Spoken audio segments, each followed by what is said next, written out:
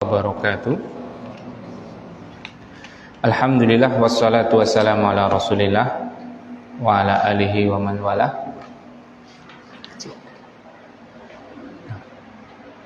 Yang ini kecilin dikit ke atas. Ya. Jazakallah. Rabbi shrah li sadri wa yassir li amri wahlul 'uqdatam min lisani yafqahu qawli. Rabbana urzuqna ilman nafi'a wa rizqan thayyiba wa amalan mutaqabbala. Bapak-bapak, ibu-ibu, kaum muslimin dan muslimat rahimani wa rahimakumullah. Alhamdulillah pada pagi hari ini kita bisa melanjutkan kembali pelajaran kita, belajar tentang agama kita yang mulia, Islam, yang dengannya insyaallah mengantarkan kepada kita ke negeri kebahagiaan dunia dan akhirat. Mari kita syukuri kepada Allah Subhanahu wa taala atas nikmat ini. Nikmat kita dipermudahkan untuk belajar, ada yang mengajar, ada tempat untuk belajar, ada juga yang belajar. Itu adalah nikmat dari Allah Subhanahu wa taala yang sangat besar. Maka sepatutnya dan selayaknya harus kita syukuri nikmat tersebut. Salawat dan salam semoga tercurahkan kepada Nabi kita yang mulia Muhammad sallallahu alaihi wasallam, kepada sahabatnya, keluarganya, dan seluruh kaum muslimin hingga kelak hari kiamat, yang senantiasa berpegang teguh dengan ajaran beliau sallallahu alaihi wasallam. Kaum muslimin wal muslimat rahimani wa rahimakumullah.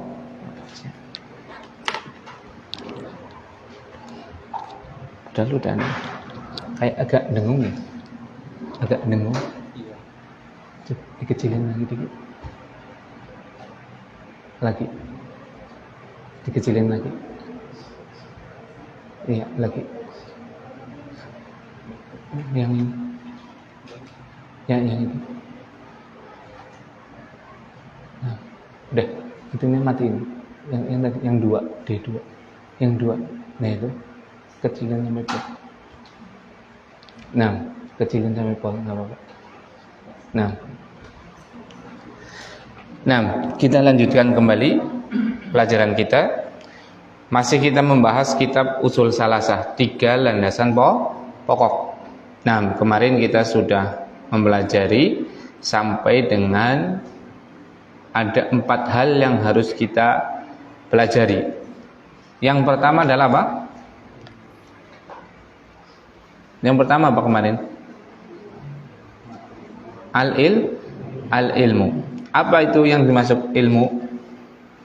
Mengenal Allah, mengenal nabinya, dan mengenal agama Islam dengan dalil. Kemarin mengenal Allah, apa arti nama Allah Subhanahu wa taala?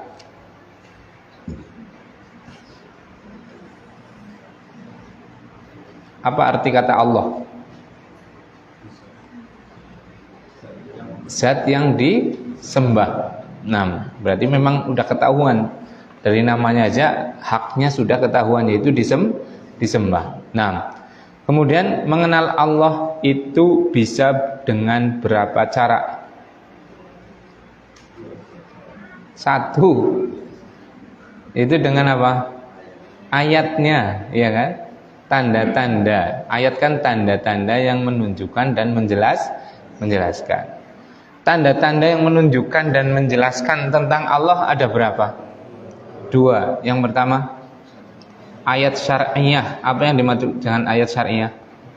Wahyu, yaitu Al-Quran dan hadis Nabi Muhammad SAW. Yang kedua, adalah ayat kauniyah, atau yang disebut dengan apa? Alam semesta dan seluruh makhluk yang ada di dunia ini. Karena seluruh makhluk yang ada di dunia ini tidak mungkin ada kecuali dengan 3 kemungkinan. Ada sendiri, mustahil. Yang kedua apa? Dia menciptakan dirinya sendiri, lebih mustahil lagi. Atau yang ketiga, semua yang di dunia ini adalah adanya karena diciptakan. Dan ini yang paling masuk akal, ya kan? Berarti semua yang ada di dunia ini, matahari, gunung, bumi, semuanya kita seperti itu, adanya kita menunjukkan adanya pencipta. Dialah siapa? Allah Subhanahu wa taala semata. Nah, kemudian ma'rifatu dinil Islam. Kemudian mengenal agama Islam. Jadi barakallahu fikum, ilmu yang harus betul-betul kita pahami ini tiga ini. Kita tidak kenal tiga ilmu ini, pasti udah dipastikan sengsara dunia akhirat itu pasti. Ilmu mengenal Allah Subhanahu wa taala, karena itu ada Tuhan kita. Dia adalah pencipta kita, Dia adalah pemberi rizki kita, Dia adalah sesembahan kita. Maka orang tidak kenal dengan Tuhannya, pasti hidupnya tidak akan pernah bahagia, dunia dan akhirat, karena dia nggak tahu tujuan. Ya tidak. Tujuan kita kan untuk beribadah kepada Allah Subhanahu wa taala semata. Tujuan kita adalah mengakui Allah sebagai pencipta kita. Tujuan kita adalah meminta rizki yang sudah ditetapkan Allah kepada kita. Itu tujuan kita, yaitu mengabdi hanya kepada Allah dan berserah diri kepada Allah semata. Ya tidak? Seperti itu. Makanya tidak kenal Allah, pasti orang tersebut akan mengalami kesengsaraan dunia atau akhirat, atau dua-duanya. Bisa sengsara dunia akhirat, sudah di dunia nggak punya apa-apa, di akhirat karena nggak kenal Allah, nggak masuk Islam, akhirnya apa? Masuk neraka. Naudzubillah tsumma naudzubillah. Atau di dunianya apa? Bahagia. Itu mungkin saja bahagia dalam tanda kutip ya, bahagia yang fana, diberi Allah apa? Kelapangan rizki, keturunan, jabatan dan yang lainnya, pengaruh, kedudukan sosial. Tapi dia tidak kenal Allah. Bagaimana akhirnya? Di akhirat pasti sengsara. Kan seperti itu. Nah, yang kedua adalah kita mengenal Islam. Kita mengenal apa? Islam. Karena Islam itu, syariat Islam itu adalah bagaimana kita mengabdi kepada Allah. Itu jalannya itu. Islam itu apa?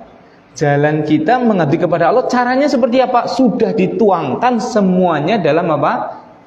Syariat Islam. Maka itu jalannya. Dan ini kita tiap hari minta minimal, sangat minimal itu adalah berapa kali? 17 kali, ya kan? Ihdinas siratal mustaqim. Ya Allah, berikanlah kami selalu petunjuk di atas jalan yang lurus. Apa siratal mustaqim? Islam. Itu. Jadi Allah tujuan kita. Jalannya apa? Islam. Nggak pakai Islam sampai tidak bakal, tidak akan pernah sampai. Karena itu jalan yang lurus, yang menyampaikan kita hamba di dunia ini kepada Allah Subhanahu wa taala. Nggak di atas jalan itu tidak akan pernah apa? Sampai, tidak akan pernah. Makanya wajib kita mengetahui apa? Islam. Nah, ini pada pertemuan kali ini yang akan kita apa? Pelajari. Yang ketiga, ilmu yang paling penting adalah mengenal apa? Nabi Muhammad sallallahu alaihi wasallam.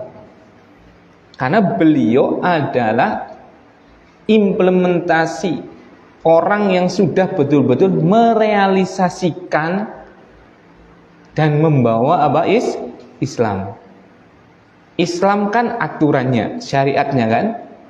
Pengamalannya seperti apa tuh? Kalau kita pengen lihat contoh orang-orang yang mengamalkannya seperti apa? Lihat pada siapa? Rasulullah SAW. Itu paling utama. Kemudian para sahabatnya. Makanya Allah Subhanahu Wa Taala berfirman, laqad kana lakum fi Rasulillahi uswatun hasanah. Sungguh pada di Rasulullah SAW untuk kalian itu ada suri toladan. Itu kita kalau mau mencari toladan, mau mencari contoh yang telah merealisasikan dan melaksanakan Islam dengan sempurna, kita mau lihat sosok yang bisa mengamalkannya siapa? Rasulullah SAW. Makanya perlu sekali kita untuk apa? Mengetahui siapa? Rasulullah SAW. Selain beliau itu pasti ada kekurangan. Bukan pasti ada kekurangan, sangat banyak kekurangan. Apalagi kayak kita yang sudah jauh daripada zaman Rasulullah Shallallahu Alaihi Wasallam. Seperti itu. Maka perlu sekali kita membaca, mempelajari sirah sejarah Rasulullah Shallallahu Alaihi Wasallam. Bagaimana beliau sholat, bagaimana beliau bermuamalah dengan keluarganya, dengan tetangganya, dengan siapapun. Semuanya itu adalah uswatun hasanah, suri toladan yang baik. Nah, jamaah rahimani wa rahimakumullah. Sekarang kita mempelajari ilmu yang paling penting yang kedua, yaitu ma'rifatu dinil Islam, mengetahui agama Islam. Dengan Islam, alhamdulillah, itu kan ya. Bismillah.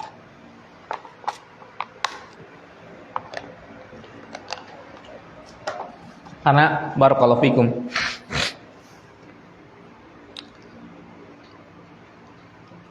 Islam itu tadi jalan yang lurus dan satu-satunya jalan, dan tidak ada jalan lain kecuali dengan jalan Islam kalau kita mau apa? Sampai kepada Allah di surganya Allah Subhanahu wa taala. Itu enggak ada. Masalahnya kan, ya Allah ya Rabbi, banyak sekali orang yang tidak tahu Islam. Bahkan orang yang sudah Islam sendiri belum tahu apa itu Islam, ya kan? Jangankan isinya, sekarang kayak kemarin, nama Allah itu apa? Dites saja apa? Sebagian kaum muslimin belum paham apa arti nama Allah. Sekarang kita, agama kita apa? Islam. Anak nggak mau ngetes lah, pokok jadi nggak mau ngaji itu ya. Ustaz jangan dites, nanti anak nggak ngaji gitu ya. Seperti itu. Ya nggak apa-apa sih ngaji ya, dites ya, nggak disalah-salahin kok. Itu kan biar ada apa? Ada apa? Komunikasi itu kan. Jadi nggak satu arah. Kalau satu arah kan jemu gitu kan. Sekarang kita beragama Islam. Masalahnya tahu nggak dengan Islam itu sendiri apa itu loh. Kayak misalnya kita kasih anak kita namanya Budi. Budi itu adalah apa? Sesuatu yang baik, yang luhur gitu kan. Ada artinya itu kan. Allah menamakan agama yang diturunkan kepada para nabinya adalah agama apa? Islam. Dan itu harus kita pelajari dan kita imani, ya kan? Dan kita harus beragama dengan agama Islam, nggak boleh dengan agama yang lain, nggak boleh dengan syariat yang lain. Lah Islam sendiri apa, gitu kan? Mas Arif, Pak Arif apa ya? Ini siapa ya? Iya, Mas Fauzi. Apa itu Islam? Secara bahasa aja. Jalan yang lurus. Pak Suyatno nggih. Pak Edi Suyatno, Pak Edi. Jalan yang lurus, jalan yang selamat. Pak sinten nggih? Pak Sumadi. Agama penyelamat. Mas sinten nggih? Mas Ahmad. Agama yang lurus. Nah, jalan yang lurus, agama yang selamat, dan yang lainnya tadi ya. Seperti itu. Itu belum tepat. Ini yang sudah ngaji loh. Itu saja belum tepat menjawab. Bagaimana kalau yang tidak ngaji? Seperti itu. Nah, Islam secara bahasa itu adalah al-istislam. Islam itu secara bahasa al-istislam, yaitu al-inqiyad, yaitu namanya tunduk. Bahasa Indonesianya apa? Islam secara bahasa itu adalah tunduk.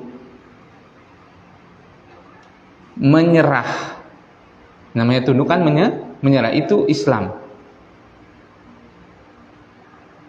Misalnya Heraklius tunduk kepada kaum muslimin. Aslama Heraklius ila muslimina. Heraklius tunduk kepada kaum muslimin. Nah, itu misalnya kayak gitu. Bukan berarti aslama di situ artinya apa? Masuk Islam, karena Heraklius nggak masuk Islam, iya kan? Tapi kan tunduk seperti itu kan. Romawi dan Persia kan tunduk kepada Islam, waktu itu kalah gitu kan. Nah, aslama di situ bukan berarti masuk Islam, tapi artinya apa? Tunduk, menyerah. Itu. Jadi makna Islam secara bahasa adalah tunduk dan menyerah. Nah, secara syariat apa artinya? Secara syariat, Syekh Muhammad Ibn Abdul Wahab rahimahullah ta'ala mendefinisikan bahwasanya Islam adalah al-istisham lillahi, tunduk, menyerah, taat. Karena itu tadi kan makna Islam adalah secara bahasa adalah apa? Tunduk, menyerah, dan taat. Secara bahasa. Secara istilah berarti tunduk, menyerah, dan taat kepada Allah.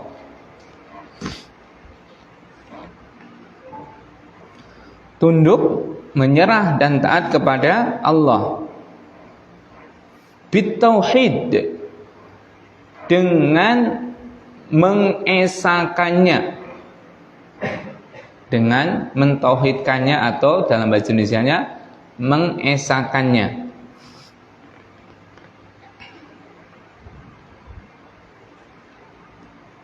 Wal inqiyadu lahu bitta'ah, dan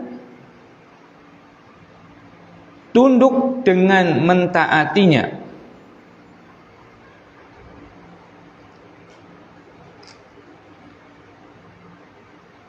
Dan tunduk dengan mentaatinya. Wal bara'atu minasyirki wa ahli, dan berlepas diri dari kesyirikan dan orang-orang musyrik. Itu pengertian apa? Islam secara syariat, yaitu tunduk, patuh, taat, menyerah kepada Allah Subhanahu wa taala dengan mentauhidkannya, dan tunduk dengan mentaatinya, dan berlepas diri dengan kesyirikan dan apa? Berlepas diri dari orang-orang musyrik. Itu namanya Islam. Jadi kalau kita sudah masuk Islam, berarti artinya kita harus tunduk kepada siapa? Kepada Allah, nggak boleh kepada siapapun. Itu makanya Islam itu adalah agama yang memerdekakan dari segala jenis penghambaan. Tidak ada kita menghamba kepada siapapun, kepada manusia, kepada jabatan, kepada hawa nafsu, kepada patung, kepada jin, kepada dewa-dewa, ataupun kepada siapapun. Tapi kita tunduknya kepada siapa? Allah Subhanahu wa taala semata. Itu. Bayangin. Orang tatkala dia tunduknya kepada Allah dan tatkala dia tunduk kepada Allah dan selainnya Allah, itu mana yang lebih capek? Mana yang lebih capek? Ya tunduk kepada Allah dan selain Allah, ya kan? Misal, orang kan banyak orang yang tunduk kepada selain Allah, banyak tidak? Banyak. Loh, buktinya ada yang nyembah berhala, ya kan? Ada yang nyajen, nyeli loro kidul dan yang lainnya itu kan? Itu berarti tunduk kepada selain Allah kan? Atau tunduk kepada hawa nafsu, ngikutin hawa nafsunya, seperti itu kan? Nah, barakallahu fikum. Bayangin, Kalau kita naudzubillah, jangan kita lah ya. Kalau ada orang tunduk kepada selain Allah, misalnya tunduk dengan tadi nyeloro kidul, dengan hantu, dengan jin, dengan apapun, capek banget. Iya kan? Anaknya lahir pancuran kabeh cendang, wedi mukti pangan betara kala. Anaknya lahir sendang kapit pancuran, lanang wadon lanang, wedi bok apes priwe sih kesambet nang betara kala. Akhirnya ngapa? Ngruat. Iya kan? Ngruat ngapa ngruat? Nyembelih, minta perlindungan dari betara kala agar anaknya jadi caplok. Iya kan? Repot tidak? Repot. Takut tidak? Takut, iya kan?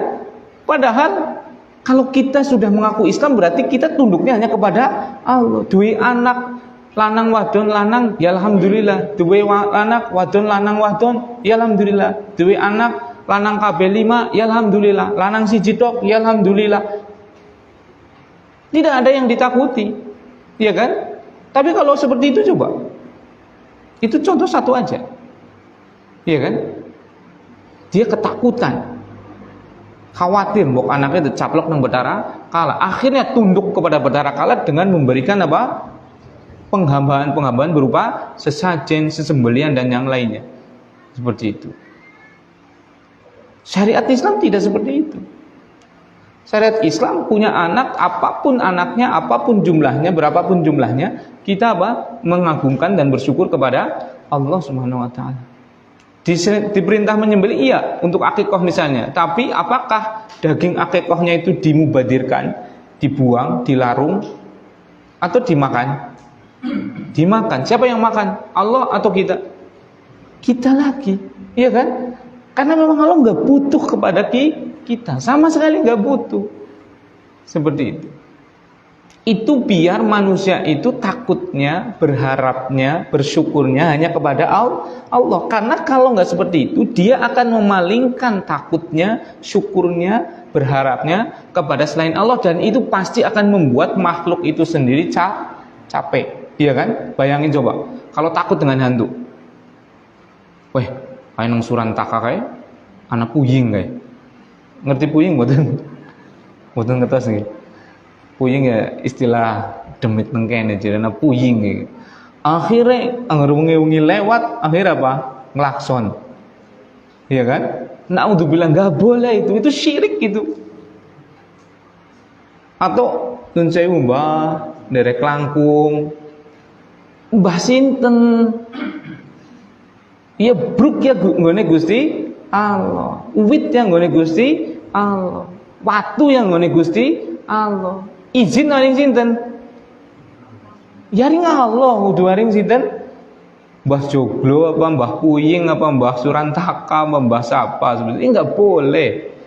Ya kan seperti itu. Bayangin kalau tempat angkernya adalah banyak ketumur melakson baik. Iya kan? Lewat Surantaka ngelakson, lewat ngene klakson, lewat ngene klakson, wong lagi pada turu deklaksoni bae. Yang ganggu, ya tidak.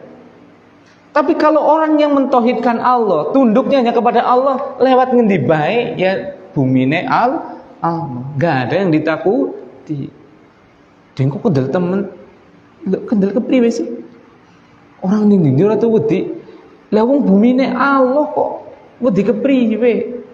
Allah yang mendatangkan manfaat, Allah yang mendatangkan mudarat. Minta perlindungannya kepada Allah, minta keselamatannya kepada Allah. Enggak usah kepada siapapun. Itu bayangin itu.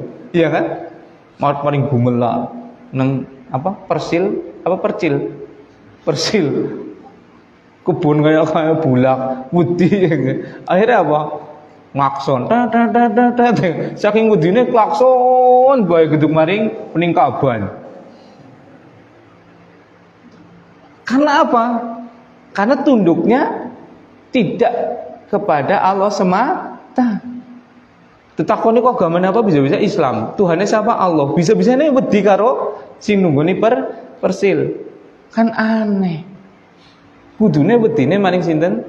Allah Subhanahu wa taala semata. Itu agama Islam itu hanya artinya tunduk kepada Allah semata. Yang kembalinya adalah untuk kita, menjadikan kita tenang dalam setiap hal. Rezeki itu dari siapa? Allah. Maka kita mintanya kepada Allah semata, nggak pergi ke dukun, nggak pergi ke ini ke itu, tidak. Tapi betul-betul minta kepada Allah Subhanahu wa taala semata, dengan keyakinan, dan kita mengambil sebab seperti itu.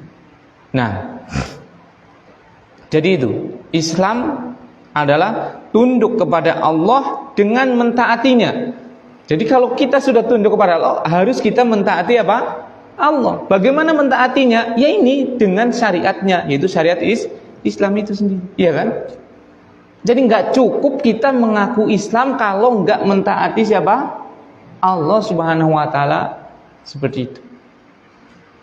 Allah memerintahkan kepada kita syariat-syariat. Ada sholat, ada zakat, ada puasa sebentar lagi, ada menutup aurat, ada nafkah, ada berbuat baik, ada semua syariat Islam. Dan itu semuanya, kalau kita sudah berislam, berarti kita harus apa? Melakukannya, mentaatinya. Kenapa tuh harus ditaati? Kan Allah sudah nggak butuh kita, iya kan? Allah butuh kita nggak? Allah butuh kita nggak? Tidak. Allah butuh ketaatan kita tidak. Allah nggak butuh apapun dari kita. Kok kita harus tunduk kepada Dia? Karena apa? Karena di balik syariat itu semuanya adalah untuk kemaslahatan kita semua. Semuanya. Contoh, adanya syariat dilarang mencuri, ya kan? Haramnya mencuri. Itu pasti kembali kepada kita kebaikannya, ya tidak? Coba kalau kita manusia yang muslim itu semuanya meninggalkan pencurian, tenang nggak masyarakat jadinya? Tenang. Arab usaha-usaha apa? Orang wedi, ya kan? Seperti itu. Bisa jadi malah toko sholat lagi sholat ya bring, orang dikunci orang apa, ya kan? Tatkala datang Allahu Akbar, orang urusan apa? Ngunci toko. Kenapa? Karena syariat Islam ditegakkan. Seandainya kaum muslimin betul-betul mengamalkan syariatnya, iya kan? Seperti itu. Siki jangankan apa? Ditinggal sholat, tinggal turu wis digembok, wis dipager. Isi bol. Iya kan? Itu. Syariat Islam, Allah tidak butuh dengan apa? Ketaatan kita. Syariat Islam dibuat, aturan itu dibuat, itu semuanya kembali untuk ke siapa? Kita. Masya Allah. Kita dilarang berzina karena tadi, coba bayangin kalau berzina, tidak jelas nasab dari seorang anak, sehingga akan apa? Muncul akibat-akibat yang lain. Apa? Siapa yang bertanggung jawab dengan nafkah untuk anaknya? Iya kan? Karena bapaknya jelas, iya kan? Sehingga disyariatkannya syariat Islam untuk nikah kalau pengen punya anak. Sehingga apa? Jelas anaknya siapa, bapaknya endi, biungnya endi. Sehingga anak ini menjadi tanggung jawab dari bapak dan ibunya. Tidak ada yang terzalim. Iya tidak? Seperti itu. Dan semuanya, semua syariat Islam. Kenapa kita diperintahkan untuk sholat? Karena itu hubungan kita dengan Allah. Semakin kita banyak sholatnya, maka semakin hubungan kita dengan Allah semakin baik. Sehingga kita menghadapi kehidupan dunia ini, apalagi zaman siki ya, sing masya Allah, ekonominya susah, lagi susah seperti itu. Kemaksiatan merajalela dan yang lain-lainnya seperti itu. HP-nya dimatikan dulu tolong. Dinonaktifkan aja dulu. Jadi tidak mengganggu pelajar. Nah, seperti itu. Itu ya Allah. Kalau kita nggak punya ikatan yang kuat dengan Allah, keyakinan yang kuat dengan Allah, itu akan apa? Sangat memberatkan kita. Makanya hubungan kita dengan Allah itu betul-betul harus kita eratkan. Salah satunya adalah dengan apa? Sholat. Iya kan? Karena tatkala sholat kita menyebut Allah, akhirnya eling dengan Allah Subhanahu wa Ta'ala. Bayangin kalau nggak eling, akhirnya banyak yang terjadi. Karena dari awalnya tadi malas-malasan sholat, meninggalkan sholat, terus ekonomi susah dan yang lainnya, kita tidak sedikit melihat na'udzubillah orang Islam yang keluar dari agamanya. Ya tidak? Karena tadi hubungan dengan Allahnya yang berupa sholat dan yang lainnya itu apa? Dia tidak lakukan. Padahal di dunia ini penuh dengan ujian, sehingga tali pengikatnya kurang kencang, sehingga sangat mudah untuk putus. Makanya orang yang keluar dari Islam kebanyakannya adalah orang yang tadi menyepelekan syariat. Beda dengan orang yang masuk Islam, kebanyakannya adalah orang yang betul-betul mempelajari syariat mereka. Orang kafir yang masuk Islam itu betul-betul orang yang mempelajari Injilnya, sehingga ketemu dengan yang namanya kebenaran, yaitu Islam. Ada kerancuan dalam agama mereka. Saya punya banyak sekali asatidzah, bukan mu'alaf biasa, guru-guru, ustadz-ustadz yang betul-betul tadinya adalah pendeta. Seperti itu. Sangat jarang kiai murtad, sangat jarang. Sing akeh ya nun sewune yang jarang sholat dan yang lainnya, seperti itu. Karena ada hubungan dengan Allahnya kuat. Karena yang keluar dari Islam pasti adalah sejelek-jelek makhluk, pasti itu. Dan orang yang masuk kepada Islam pasti dia mempunyai kebaikan, pasti itu. Dia masuk karena betul-betul adalah orang yang baik. Coba saja kita lihat tuh. Kalau kita lihat ada Ustadz Mokoginta, ada Ustadz Nababan. Lihat aja artis itu, yang jenengan kan senengnya ndeleng artis ya. Artis sing Kristen maring Islam, karo Islam maring Kristen misalnya, deleng bae ngono. Apik kendi jajali, keton. Sing dadi murtad mungkin akhirnya apa? Lah, kelamin ora kena. Udah pakai gigi dan yang lainnya seperti itu. Itu bisa kebaca. Tapi yang masuk pada Islam banyakannya adalah mereka yang berpikir. Karena Islam itu adalah agama yang benar, selaras dengan rasio, dengan akal yang sehat. Seperti itu. Nah, jadi kalau kita sudah Islam berarti harus tunduknya kepada siapa? Allah Subhanahu wa Ta'ala semata. Kemudian nggak cuma tunduk, kita melafadzkan saya tunduk, tapi harus mentaatinya. Dan harus berlepas diri dari kesyirikan. Kesyirikan yaitu apa? Menduakan Allah. Jadi menduakan Allah dalam niat kita, dalam semua peribadahan kita, itu namanya syirik.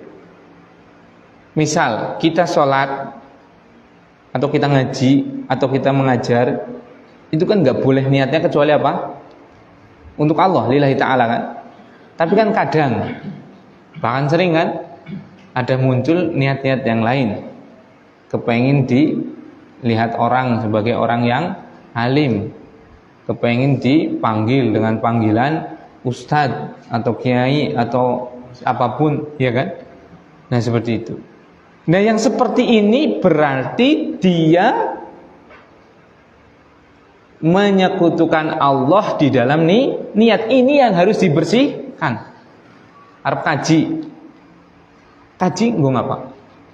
Nggo ngibadah, bentuk tunduk kepada Allah. Maka nggak boleh kita menyekutukannya, menduakannya. Ya niatnya karena Allah, ya niatnya karena kon dipanggil apa? Pak Haji. Kan seperti itu kan? Ya nggak boleh, ini syirik. Syirik di dalam niat. Nggak terampuni. Dan hajinya pasti tidak diterima, pasti tidak diterima. Kalau masalah sahnya atau tidaknya itu kan sahnya di dunia kan hukum. Bedakan antara sah dengan tidak diterima itu. Seperti itu. Nah itu. Ini harus betul-betul kita singkirkan tadi. Niat dalam ketaatan kita itu hanya untuk apa? Allah Subhanahu wa Ta'ala semata. Kalau ada niat-niat yang lain, segera kita bersihkan. Seperti itu. Jadi kita harus Kalau sudah Islam berarti kita tatkala taat tadi, tatkala kita sholat tadi, tatkala kita belajar tadi, tatkala kita ngajar tadi, tatkala kita berbakti kepada orang tua atau kepada anak, ada istri atau kepada siapapun seperti itu niatnya hanya karena siapa? Allah. Tatkala kita berhaji, ya niatnya Allah. Dipanggil Pak Haji, ya ngono. Orang dipanggil Pak Haji, ya orang apa? Tatkala kita berkorban, dipanggil sebagai orang yang dermawan, ya bodoh. Orang dipanggil sebagai orang yang dermawan, ya bodoh. Aja ngarep-ngarepna kecuali ridhone Allah Subhanahu wa taala semata. Itu. Jadi kita harus berlepas diri dari kesyirikan tadi. Apalagi sampai harus nyembah-nyembah kepada siapa? Patung, berhala, jin, kuburan dan yang lainnya, batu, pohon, itu lebih parah. Itu. Jadi Islam itu tunduk kepada Allah dengan mentaatinya dan berlepas diri dari kesyirikan dan orang-orang musyrik. Kita nggak boleh menjadikan orang-orang musyrik, orang-orang kafir sebagai teman dekat kita. Berarti orang kafir kudune merengut, Ustaz. Bukan gitu. Maksudnya menjadikan teman dekat itu betul-betul apa? Kita iya teman dekat kan jenengan paham. Bermusyawarah dengan mereka, terus tolong menolong dengan mereka, dan ini nggak boleh. Kalau urusan duniawi ini bedakan ya. Kalau urusan duniawi maka tidak mengapa. Misalnya ana wong Kristen mriyang, boleh nggak kita menjenguknya? Kalau dia tetangga kita maka wajib. Seperti itu. Kita harus menjenguknya. Seperti itu. Misalnya ana wong Kristen babaran, boleh nggak kita bawakan apalah selimut rinso maring omahe tilik? Boleh tidak? Boleh. Ana wong Kristen Natalan, boleh nggak kita mengucapkan selamat Natal? Nggak boleh. Itu karena masalah agama. Itu bedakan. Jadi kita berlepas dirinya adalah pada masalah agama mereka, pada aturan-aturan agama mereka. Nggak boleh. Harus kita betul-betul berlepas diri.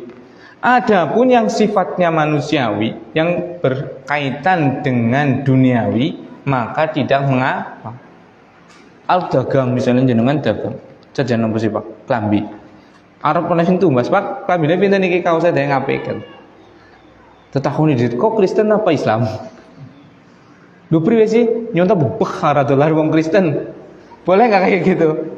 Ya enggak boleh. Ini kan masalah apa? Duniawi, jangan salah paham.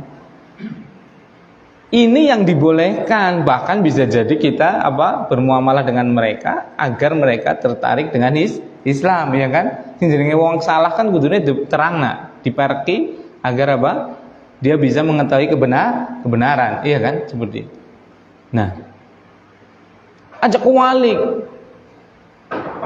anggur Natalan, Imlekan, semangat karo mereka. Lumayan oleh oleh ampo seperti itu. Maka ini nggak boleh. Jadi terima ampo oleh apa? Nerima ampo angger Imlekan Cina oleh apa? Nah, arep ngomong ora eman-eman gitu ya. Arep ngomong oleh, tapi ki hari rayane mereka. Boleh nggak? Nggak boleh. Karena itu hari raya mereka, nggak boleh kita mengikuti hari raya mereka, termasuk menerima amponnya, nggak boleh. Kalau mereka ngasihkan kita duit atau hadiah ataupun apa di luar hari raya mereka, boleh tidak? Boleh, nggak ada masalah. Tapi kalau pas perayaan mereka kita nggak boleh ta'awun, nggak boleh bekerja sama, mengucapkan dan yang lainnya nggak boleh. Harus berlepas diri pada masalah yang berkaitan dengan agama. Agama mereka silahkan, agama kita. Tapi kalau masalah kemanusiaan duniawi, maka kita sama-sama manusia, kita sama-sama hidup di dunia. Bisa dipahami? Makanya Allah mengisyaratkan Allah itu adil dan sangat paham. Lakum dinukum waliyadin. Bagimu ya agamamu, itu agamamu kan. Masalah yang berkaitan dengan agama. Bagiku ya agamaku. Seperti itu. Jadi itu Islam. Jadi Islam secara istilah artinya tunduk kepada Allah semata dengan mentaatinya dan berlepas diri dari kesyirikan dan orang-orang yang melakukan kesyirikan atau orang-orang musyrik. Nah, itu pengertian daripada Islam, baik secara bahasa ataupun secara istilah. Nah, ketundukan kepada Allah Subhanahu wa taala itu ada dua ya. Tadi kan yang namanya Islam secara bahasa apa? Tunduk, ya kan? Ketundukan itu ada dua.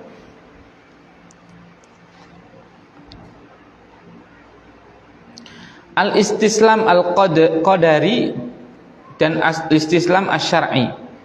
Tunduk secara kodrat.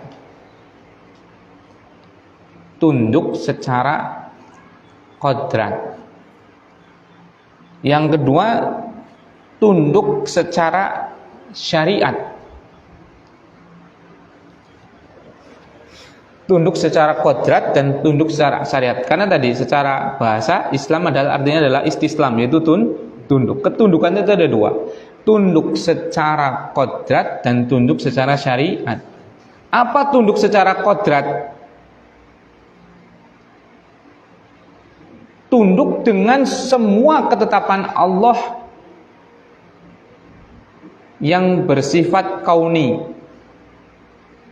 Tunduk terhadap ketetapan Allah yang bersifat kauni.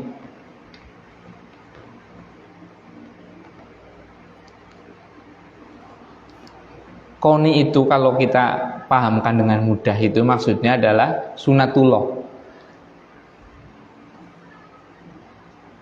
Tunduk secara ketetapan Allah secara kauni atau sunatullah yang kalau kita definisikan itu adalah ketetapan Allah yang pasti terjadi. Ketetapan Allah yang pasti terjadi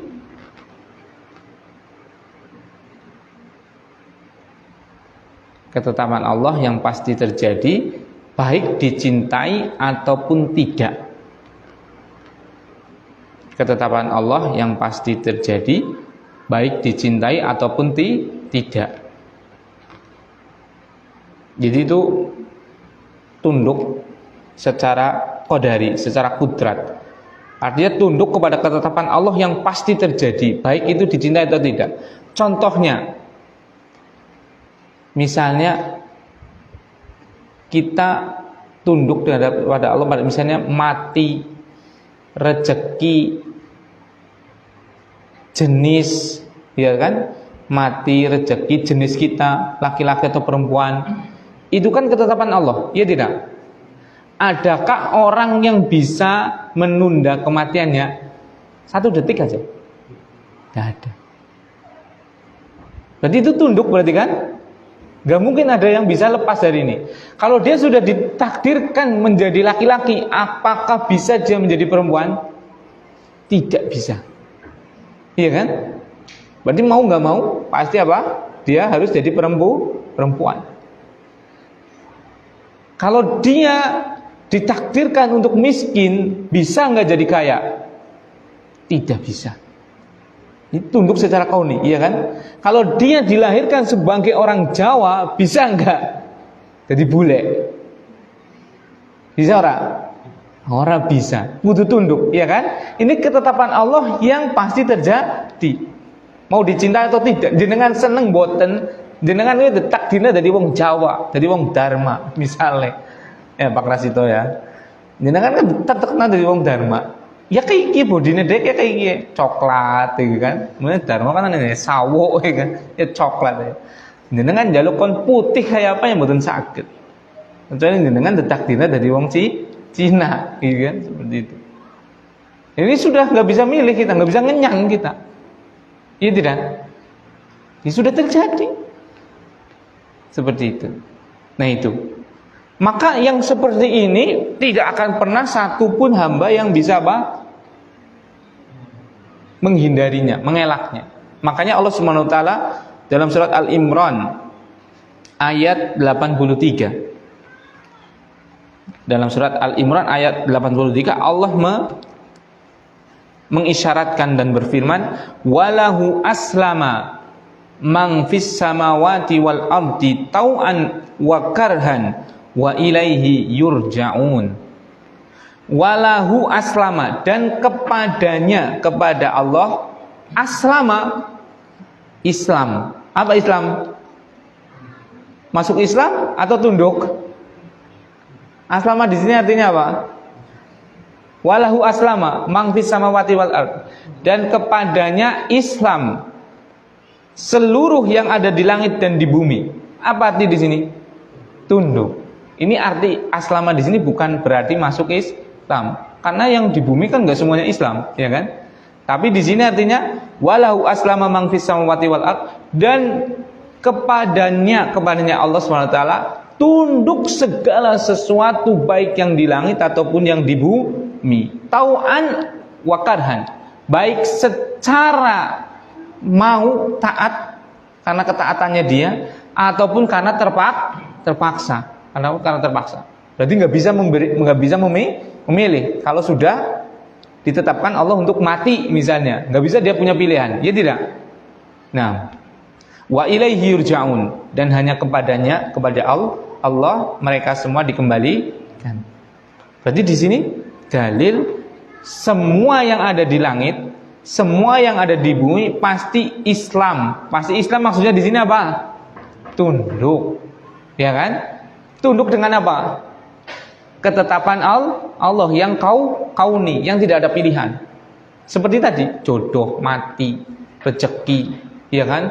Sebagai bangsa Jawa, sebagai suku Jawa dan yang lainnya. Seperti itu. Itu sudah ketetapan Allah yang kauni. Tidak ada yang bisa apa? Mengelak. Semuanya pasti tunduk.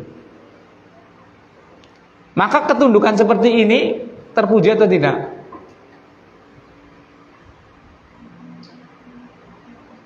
Ya nggak terpuji. Dia nggak punya pilihan kok. Iya tidak? Mau nggak mau kan dia kalau sudah waktunya mati ya mati. Mau nggak mau kalau dia dilahirkan sebagai orang Jawa ya pasti sebagai orang Jawa, ya tidak? Nah seperti itu. Mau nggak mau kalau kita ditakdirkan miskin, ya sudah, tidak akan pernah kita taat, ya sudah saya terima itu ya, nggak terpuji secara asal. Kecuali kalau memang dengan pengtakdiman, seperti pengagungan.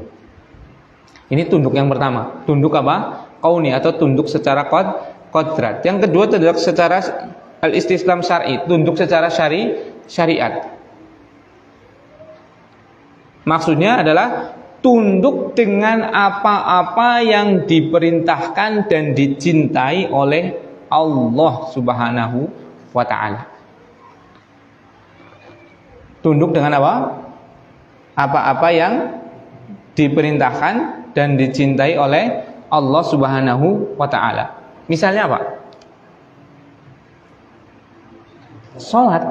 Sebelum sholat dulu apa? Masuk Islam dulu, ya kan, itu paling penting. Misalnya masuk Islam, misalnya sholat, misalnya berbuat baik, misalnya puasa. Ini kan apa? Ketetapan Allah, tidak? Allah menetapkan sholat, tidak? Menetapkan. Allah menetapkan agama Islam, tidak? Menetapkan. Allah menetapkan puasa, tidak? Menetapkan. Nah, yang tunduk dengan ini tunduk secara syariat, ini yang terpuji. Karena dia ada usaha, ya tidak? Dia mau puasa itu ketetapan Allah, tidak? Diperintahkan, dicintai, iya kan? Perlu usaha, tidak? Perlu usaha untuk puasa, tidak? Perlu banget, iya kan? Makanya kalau orang yang berpuasa nanti di bulan Ramadan, sebentar lagi, Allahumma balighna Ramadan, amin. Itu apa? Pasti dicintai. Itu. Jadi tunduk secara syariat itu adalah tunduk yang terpuji dan dicintai. Karena dia tunduk dengan apa yang diperintahkan dan dicintai oleh Allah Subhanahu wa ta'ala. Seperti itu. Nah, Makanya Allah Subhanahu wa taala kan berfirman, "Ya ayyuhalladzina amanu dukhulu fis-silmi kafah." Gitu kan? Wahai orang-orang yang beriman, masuklah kalian kepada agama Islam secara sempurna. Islam memerintahkan kepada kita untuk apa? Menjadi suami yang memberikan nafkah, tanggung jawab. Maka kita harus apa? Betul-betul tanggung jawab dengan anak istri kita. Dari segi nafkah batin, nafkah lahir, sandang, pangan, papan, dan yang lainnya, harus kita sebagai seorang suami harus apa? Betul-betul bertanggung jawab. Islam mengamanatkan kepada kita untuk apa? Ya ayyuhalladzina amanu aufu bil uqud. Wahai orang-orang yang beriman, tunaikan perjanjian-perjanjian yang sudah kalian bikin. Maka kita harus apa? Melaksanakan, menunaikan akad-akad perjanjian-perjanjian yang sudah kita sepakati. Wis ngerti jam kerja gue bolong jam 7 gitu jam 4 misalnya ya, apabila lah istirahat dari jam misal jam 12 ke jam 1 mangkate klanyang klonyong jam 8 kurang wene makan. Terpuji nggak seperti ini? Musuh terpuji Pak. Urji mboten? Ya mboten. Kan seperti itu. Baline jam 4 jam 3 wis apa? Hilang. Seperti itu. Akhirnya apa berlaku kenapa fingerprint segi kan? Tet gitu kan. Jam itu kudu tet. Kudu ana fingerprint-e. Nek ora gaji dipotong. Ngono he. Takutnya jadi maring apa? Takutnya jadi sama apa? Fingerprint-nya ya kan? Kira-kira itu takutnya itu ibadah enggak? Ibadah kepripun? Ya mboten, ya kan? Kalau orang yang beriman ya karena tahu dia masuk jam 7 pulang jam 4 istirahat jam 12 sampai jam 1 misal seperti itu. Imtisalan di amrillah untuk melakukan perintah Allah yaitu ya ayyuhalladzina amanu aufu bil uqud. Wahai orang-orang yang beriman, tunaikanlah perjanjian-perjanjian yang sudah kalian sepakati. Kan seperti itu. Akhirnya tanpa fingerprint ya apa? Tetap jalan dengan baik. Ini kan lebih baik. Karena dia melakukannya dengan ikhlas, dengan tulus hati. Dan dia mengharapkannya adalah apa? Pahala di sisi Allah. Nah itu. Akhirnya kan orang butuh fingerprint. Orang datang tuku. Akhirnya ya penghematan. Ya tidak. Karena amanah sudah hilang, akhirnya apa? Perlu ada apa? Fingerprint. Akhirnya kan repotin. Perlu satam, perlu fingerprint, perlu ini, perlu itu, perlu kamera, perlu Masya Allah banyak sekali seperti itu. Nah, itu. Berarti tauhid itu luar biasa tidak? Luar biasa. Islam itu luar biasa. Semuanya dengan tauhid dan Islam tadi, semuanya pasti akan jadi lebih baik. Semuanya. Mau apapun itu. Mau rumah tangga, mau ekonomi, mau sosial, mau masyarakat, mau bangsa, mau negara. Dengan tauhid dan Islam, pasti semuanya akan jauh lebih baik. Karena memang Allah menurunkan syariat ini untuk kebaikan makhluknya. Siapapun dia, mau Islam ataupun tidak Islam, itu pasti mendapatkan apa? Kebaikan dengan syariat Islam. Kalau syariat Islam ditegakkan. Jadi jangan fobia dengan Islam, jangan takut dengan Islam. Justru harus apa? Sangat berusaha untuk menegakkan apa? Syariat Islam. Kan seperti itu. Nah, itu makna ketundukan. Jadi ketundukan ada dua. Ketundukan secara kodrat, yaitu dengan hukum alam, dengan hukumnya Allah, maksudnya sunatullah. Dan hukum dengan tunduk dengan apa? Secara syariat, dengan apa yang diperintahkan dan dicintai oleh Allah Subhanahu wa taala. Nah, sekarang kita memasuki Islam itu sebagai agama. Tadi kan pengertian Islam, ya kan? Pengertian Islam secara bahasa ada artinya apa tadi? Tunduk dan menyerah. Secara istilah, tunduk dan menyerah kepada Allah dengan mentaatinya dan berlepas diri dari kesyirikan dan orang-orang musyrik. Ketundukan ada berapa? 2. Tunduk secara kodrat dan tunduk secara syariat. Nah, sekarang kita akan memahami Islam itu sebagai agama. Ya kan? Tadi kan pengertian Islam. Sekarang kita mempelajari agama Islam.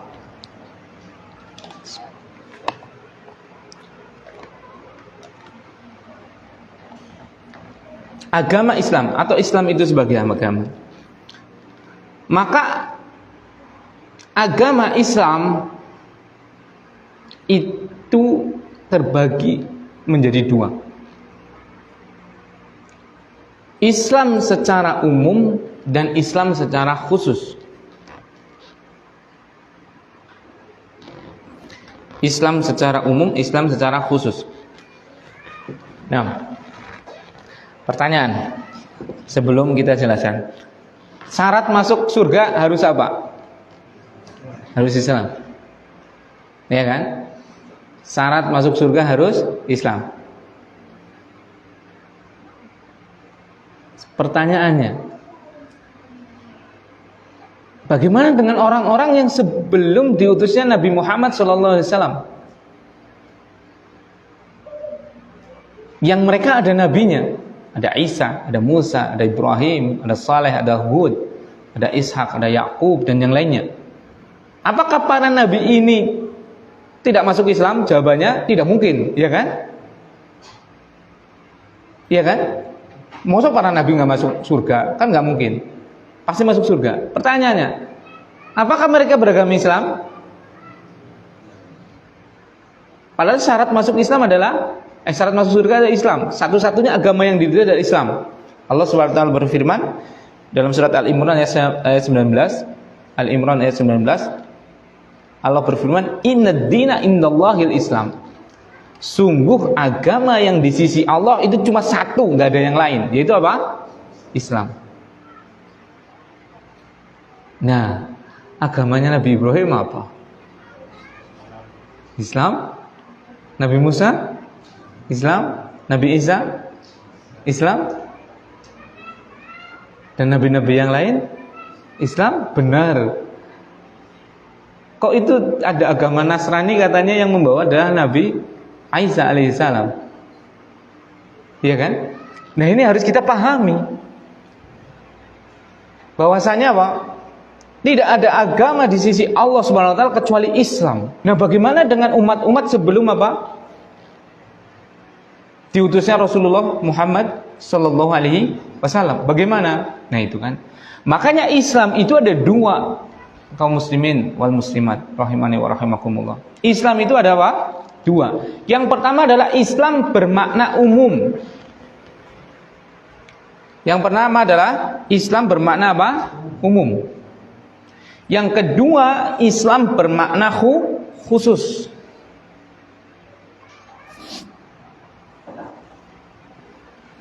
Nah, yang pertama adalah Islam bermakna apa? Umum. Yang kedua, Islam bermakna khusus. Apa Islam bermakna umum? Adalah agama seluruh para nabi. Islam bermakna umum apa?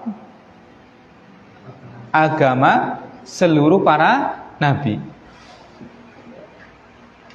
Dalile opo to ngedebus iki misalnya. Kita lihat banyak sekali dari ayat-ayat Al-Quran yang menunjukkan bahwasanya apa? Agama para nabi adalah apa? Islam. Nah, ana bacakan ya. Ini dalam surat Al-Baqarah ayat 31 32. Nah, wa id qala lahu rabbuhu aslim. Tatkala Robnya, Tuhannya, yaitu siapa? Allah Subhanahu wa taala berfirman kepada dia, kepada Ibrahim. Ini mengisahkan tentang siapa? Ibrahim. Tatkala Tuhannya, yaitu Allah Subhanahu wa taala berfirman kepada Nabi Ibrahim alaihissalam, aslim. Apa makna aslim? Islamlah. Iya kan? Apa kata Ibrahim? Qala aslamtu li rabbil alamin. Maka dia, siapa dia? Ibrahim. Ibrahim itu gelarnya apa? Abul Anbiya. Iya kan? bapaknya para nabi. Karena semua nabi setelah dari Nabi Ibrahim semuanya adalah anak keturunan siapa? Ibrahim alaihissalam. Apa kata Nabi Ibrahim? Qala aslamtu li rabbil alamin. Aku Islam kepada Rabb semesta alam, kepada Allah. Berarti apa? Islam. Iya kan? Ibrahim, bapaknya para nabi aja Ibrahim Islam, apalagi anak-anaknya. Makanya diteruskan itu. Dalam ayat yang ke-32, wa wasabiha Ibrahimu banihi wa Yaqub. Dan Nabi Ibrahim berwasiat kepada anak keturunannya. Begitu juga Nabi Yaqub alaihi salam, ya bunayya. Apa isi wasiatnya coba? Ya bunayya, wahai anakku. Innallaha astafa lakumuddin. Sungguh Allah telah memilihkan bagimu agama. Fala tamutunna illa wa antum muslimun.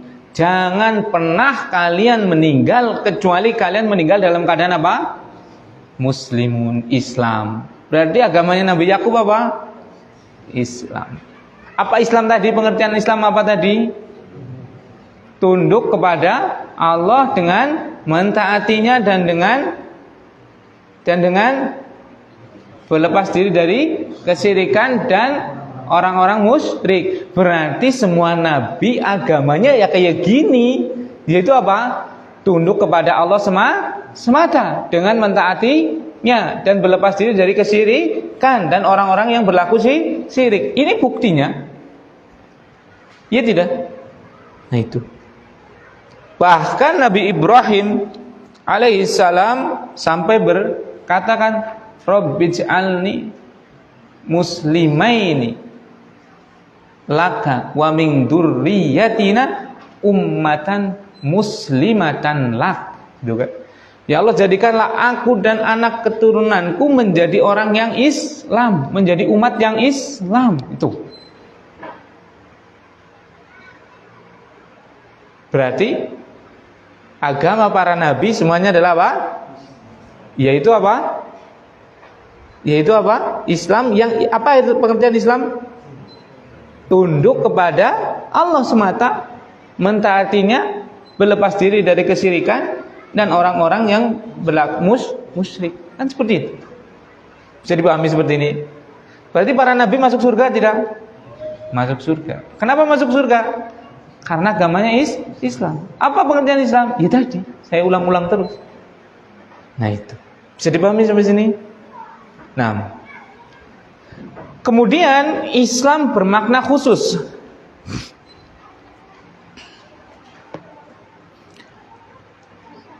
Adalah setelah diutusnya Nabi Muhammad SAW. Adalah agama yang dibawa oleh Nabi Muhammad SAW. Adalah agama yang dibawa oleh Nabi Muhammad SAW. Ini pengertian Islam secara apa? Khusus. Adalah agama yang dibawa oleh Nabi SAW, Nabi Muhammad SAW. Dan selainnya, yaitu selain mengikuti agama ini, agama yang dibawa siapa? Muhammad SAW, batil. Dan selainnya adalah batil. Selain yang mengikuti agama yang dibawa oleh Muhammad SAW adalah batil. Ini penting. Islam bermakna khusus adalah apa? Agama yang dibawa oleh Nabi Muhammad SAW. Dan selain agama ini, selain yang dibawa oleh Muhammad SAW adalah apa? Batil. Karena nanti salah kaprah ini. Karena banyak sekali orang yang sudah salah kaprah. Bahkan memang musuh-musuh Islam yang berkedok Islam. Kan kayak gini. Coba Nabi Ibrahim siapa yang utus? Siapa yang utus? Allah. Nabi Musa siapa yang utus? Nabi Isa siapa yang utus? Lah sekarang Nabi Isa membawa kitab apa? Injil. Siapa yang menurunkan Injil berarti? Allah. Saya pakai kitab apa? Injil. Orang Kristen misalnya loh. Orang Kristen pakai kitab apa? Injil. Siapa yang menurunkan Injil? Allah. Siapa yang bawa Injil? Isa alaihi salam. Berarti salah saya di mana? Masa saya dikafirkan? Iya kan? Saya ulangi. Islam itu harus dengan pahami sebagai dua hal. Yang pertama adalah Islam secara umum, itu agama seluruh para nabi. Yang kedua, Islam secara khusus, yaitu agama yang dibawa oleh Rasulullah SAW, yang selainnya adalah batil. Berarti pemahamannya apa? Yang dulu sebelum Nabi Muhammad SAW beragama dengan agamanya para nabi, itu sah atau tidak? Kalau sekarang sudah diutus Rasulullah SAW masih dengan agama mereka, sah atau tidak? Nah, itu tidak sah. Harus dengan beragama yang sudah dibawa oleh Muhammad SAW. Kenapa harus mengimani? Karena itu penyempurnanya. Gitu. Ada kitab Injil, ada kitab Taurat, ada Zabur, ada Suhuf Ibrahim dan yang lain-lainnya. Itu semua memang betul kitab yang diturunkan oleh Allah SWT, tapi disempurnakan dan diparipurnakan oleh kitab yang namanya apa? Al-Quran. Syariatnya sudah disempurnakan oleh syariat yang dibawa oleh Muhammad SAW. Berarti kalau ada orang Kristen sekarang kafir atau tidak? Kafir. Kalau ada orang Kristen zamannya Nabi Isa, Muslim atau kafir? Muslim. Bisa dipahami? Kalau ada orang Yahudi zamannya Nabi Musa dan beriman kepada Nabi Musa alaihissalam, maka dia adalah Muslim. Kan seperti itu. Kalau yang sekarang nggak boleh, harus semuanya Islam dengan berpedoman dengan apa yang dibawa oleh Muhammad SAW berupa Al-Quran. Gitu. Jadi semuanya memang ada rantai kisahnya. Dikatakan benar, ya ada benarnya. Kapan? Kalau pada zamannya. Seandainya Allah SWT masih mengutus Rasul lagi, maka wajib nggak kita nanti mengikuti Rasul yang berikutnya? Seandainya masih wajib, ya kan? Tapi sudah nggak ada, karena Rasulullah SAW adalah khotamun nabiyyin, penutup seluruh para Rasul dan Nabi, iya kan? Berarti sudah nggak ada Nabi lagi setelah beliau, iya kan? Berarti yang harus diikuti siapa? Ya Nabi Muhammad saja. Pas zaman Nabi Isa, berarti Nabi Isa yang harus diikutin. Makanya orang Islam itu mengimani seluruh Nabi. Nabi Isa diimani nggak? Wajib. Itu rukun iman, ya kan? Nabi Ibrahim, Nabi Musa, Nabi Isa, seluruh para nabi. Tapi orang Kristen, dia menolak satu saja nabi. Siapa yang ditolak? Muhammad SAW. Akhirnya fatal atau tidak? Fatal sekali. Sisi samanya berarti banyak enggak? Sisi persamaannya banyak enggak kita dengan orang Kristen sebenarnya? Banyak banget. Wong sama-sama ngimani Ibrahim, sama-sama ngimani Musa, Ishak, Yakub, semua nabi itu orang Kristen mengimani, kecuali satu saja. Tapi sayang, itu adalah kuncinya di situ. Kuncinya di mana? Di situ itu. Makanya kalau kita berdialog dengan mereka, tampakkan sisi persamaan yang banyak. Agar ya ternyata nggak beda atau ya iya, tapi cuma satu ini adalah kuncinya di sini. Ini titik perbedaan kita itu di sini. Saya itu nggak pernah mengingkari Nabi Isa alaihissalam, bahkan wajib untuk apa? Mengimaninya. Semuanya. Nabi-nabi sebelum Nabi Muhammad SAW wajib kita imani.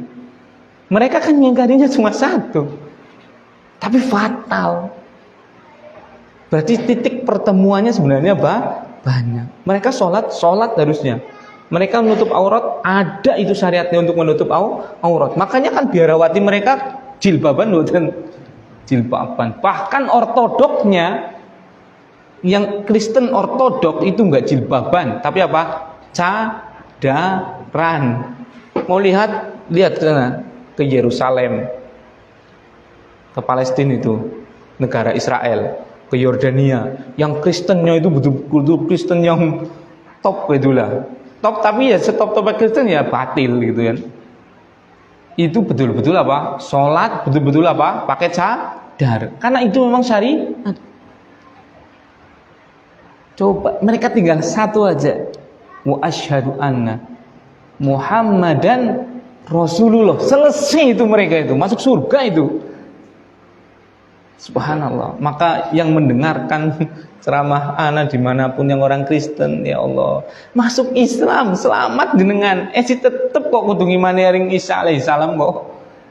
Pada baik, cuman jenengan garike. Wa asyhadu anna Muhammadan abduhu wa rasuluh. Itu. Subhanallah.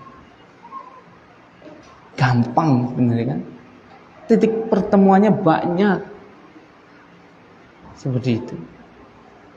Nah, jadi bisa dipahami itu ya. Jadi agama Islam itu punya dua maksud. Maksud secara umum dan maksud secara apa? Khusus. Yang secara umum artinya agama seluruh para nabi. Yang secara khusus adalah agama yang dibawa oleh Muhammad SAW, yang tidak mengimani, tidak beragama dengan itu batil, kafir, di neraka. Seperti itu. Makanya bisa menjelaskan kan jenengan nanti, lu mereka kan beribadah kepada Allah, beriman dengan kutub Allah. Iya, betul. Tapi ada kitab yang terakhir, yaitu Al-Quran. Ada nabi yang terakhir, yaitu Muhammad SAW. Harus mengimani keduanya. Sebagaimana kami mengimani semua kitab, dan kami mengimani semua Rasul. Bisa dipahami? Nah, itu. Dalilnya banyak sekali yang berkaitan dengan Islam sebagai agama yang khusus tadi, yang dibawa oleh Nabi Muhammad SAW. Misalnya tadi dalam Al-Imran ayat 19, Inna dina indallahil Islam. Sungguh agama yang di sisi Allah hanya Islam. Inna dina indallahil Islam. Terus dalam surat Al-Imran ayat 85, Allah Subhanahu wa taala menerangkan ini. Coba perhatikan sih. Wa may yabtaghi ghairal islami dinan fala yuqbala minhu wa huwa fil akhirati minal khasirin. Siapapun yang mencari Islam, mencari agama selain Islam, maka tidak akan pernah diterima, dan di akhirat pasti menjadi orang yang rugi, yaitu masuk neraka. Al-Imran ayat 85. Seperti itu.